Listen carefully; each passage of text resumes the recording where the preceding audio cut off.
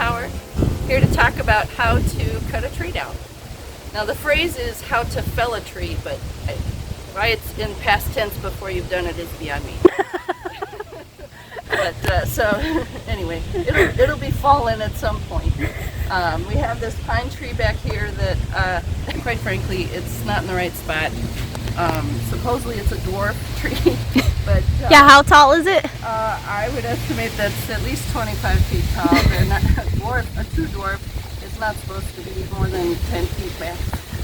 Not only that, it's scraggly. It looks like crap, and so it's time for it to come down. Years ago, we had a neighbor who has been cutting with chainsaws for decades that taught us how to do it. I'm not claiming to be an expert, but we have learned a lot in that time, and this one I'm comfortable with because there's really nothing that it can fall on that will break. And so trees can be unpredictable, I do know that, and once you start cutting them, they can fall where you didn't think they were going to go, and I have seen that firsthand. But first and foremost, safety first. I see guys online that talk about cutting down trees and they don't wear any safety equipment whatsoever, which I think is nuts, because if you look up chainsaw injuries on the internet, you'll be shocked. Even as it is, we had one cut. Yeah, that was me.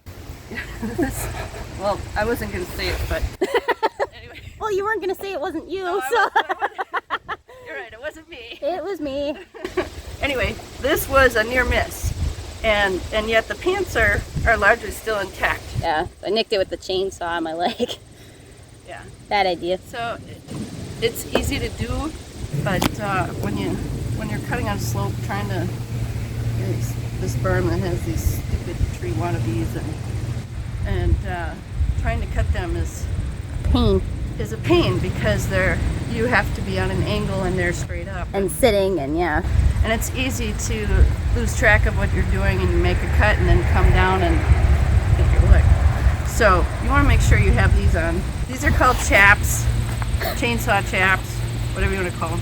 Anyway, they're designed to cover up the bottom half of your body, and there's a lot of attachments on them. They basically don't let you expose any of your legs, and so that's first protection. Actually, I should talk about the foundation, the shoes.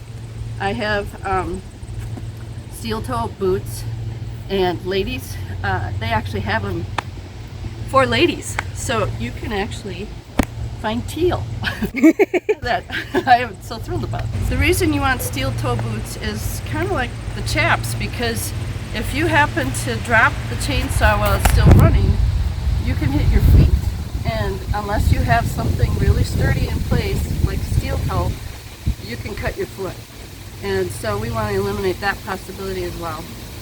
Next up are leather gloves. They don't have to be expensive, they just need to be leather. And when I bought my first pair, I wasn't thinking about the animal that is the leather, so I inadvertently picked up pigskin gloves, and that was a mistake because pigs don't sweat. And they hold it all in. Yeah. And so when you wear pigskin gloves, any sweat you've got on your hands, and you will sweat when you do this, it's going to stay inside the glove and feel like Slime. Yeah. So got rid of those. We got the cow bovine leather. Way better. It's windy today. We're in Wisconsin first week of October, so we're not complaining about the wind because it's bringing up southern air, which means our Indian summer is way extended. And wasn't yesterday hotter here than it was in Vegas? Yes, yes. It was 87 here and 80 down there, I think. I don't remember. I just marvel at how different weather can be. Anyway, that's it with the gloves, and I think these are about $14 a pair. The chaps, as of this video, yeah. Yeah, the chaps, I paid $125, but that was several years ago, so I'm not sure. But all of this is worth investing in to keep yourself safer. Next up is the helmet, and there are some people that wear just sunglasses and don't have a helmet on, but this is to protect you from the tree, because if it doesn't fall the way you want it to, it could be on your head, or if you don't get out of the way in time, because there is a moment where you got to run. And just to be on the safe side, even if you're confident it's going to fall the way you want it to, you still want to have protection for your head. Yep. So this one combines all the best of protection when you're doing this. It's got a screen for the front, and it has earmuffs because they're noisy, the chainsaws I mean. And so you want to make sure that you have one of these. And so the earmuffs go on, this comes down, and I can still see what I'm doing, but there's nothing impeding my face. Next up is the chainsaw. I am so happy that Stihl has made a full-size chainsaw that is all electric. And the reason that's important is because, for one, it's a lot lighter. It's 11 pounds. I don't have to worry about fuel. I don't have to worry about a carburetor. I just have to worry about charged batteries. And this doesn't get me tired, because you might be cutting for 40 minutes straight and not realize how tired you are. Not only that, it eliminates that darn pull that seems impossible to start a chainsaw on some models. I've tried it, and yeah, this is so much easier.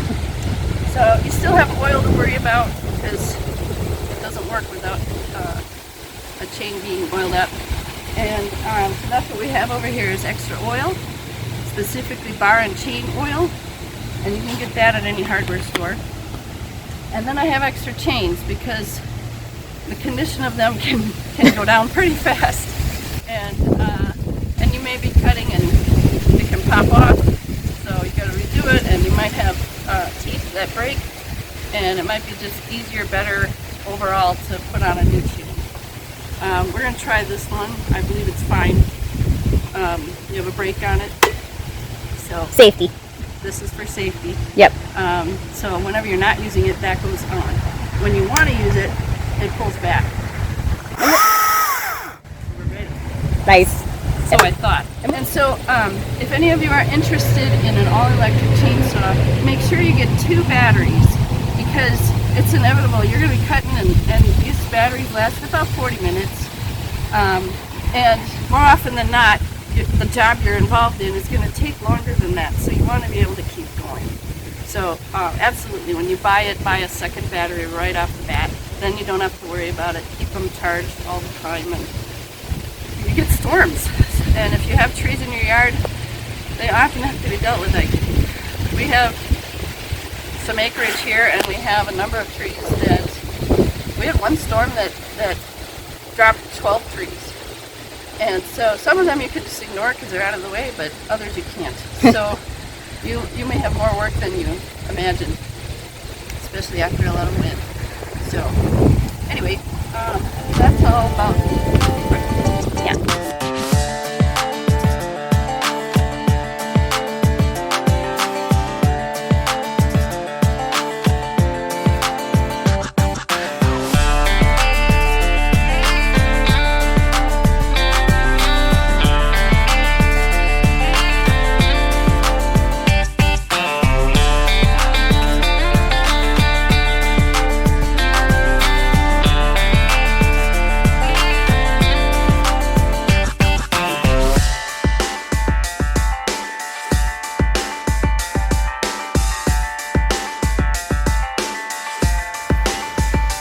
Looks good.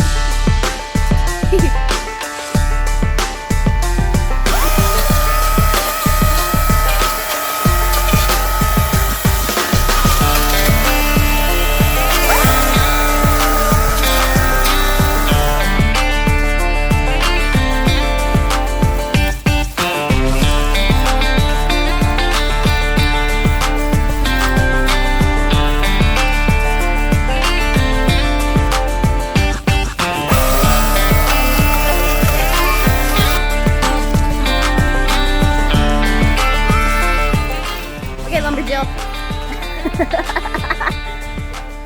Okay.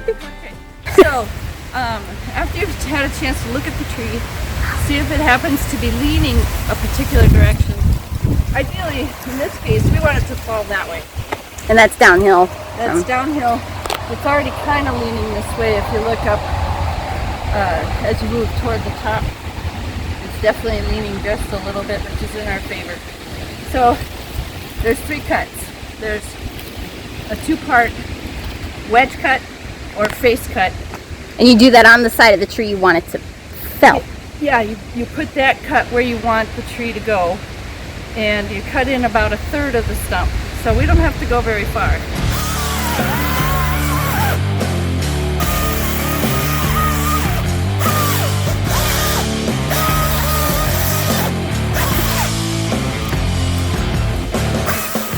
So we're nearly there, and this pine has a lot of knots in it, especially this tree.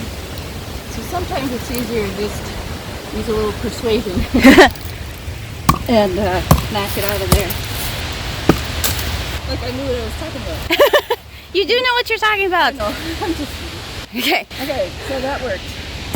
And given this windy day, it's weight. Yeah. It's really good. Yeah, let's go. Let's go. Yep. I don't have to get nuts about it. Well, I want to catch it before it falls. Okay, but As it falls. I got to cut from here. Yep. Yeah. All right. All right. Cut. It's called a back cut. And interestingly enough, there's certain places you should not make this cut. If I make it below that wedge, the chances are real good the tree's going to kick back at me. Oh. I've seen it on film. It's not pretty. So you want to make sure you're at least a little bit above it, Oh, sure. so it creates like a fulcrum. Sure. That's what we want. A joint. Sure. A joint. Yeah. All right. Let's fell this baby.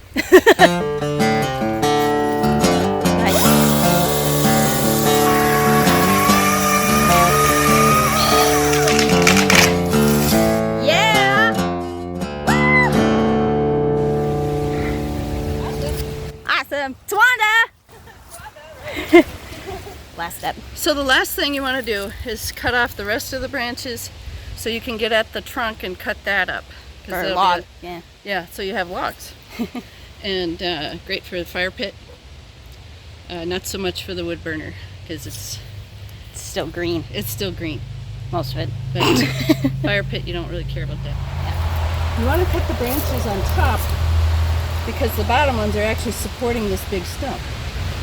And so if you cut off all the branches, you get that out of your way, and then it holds it up while you cut off sections of the Oh. tree. It makes it a lot easier. Yeah, because it's literally levitating. So. Yeah, and you want that because otherwise you have real potential to drive the chainsaw right into the ground. Ask me how I know this. And you don't want that. I've even hit metal I didn't know was there. So yeah, so it's better if you cut the top branches off, the side branches, let the bottom ones support this whole thing so you have a prop to just cut it off gracefully.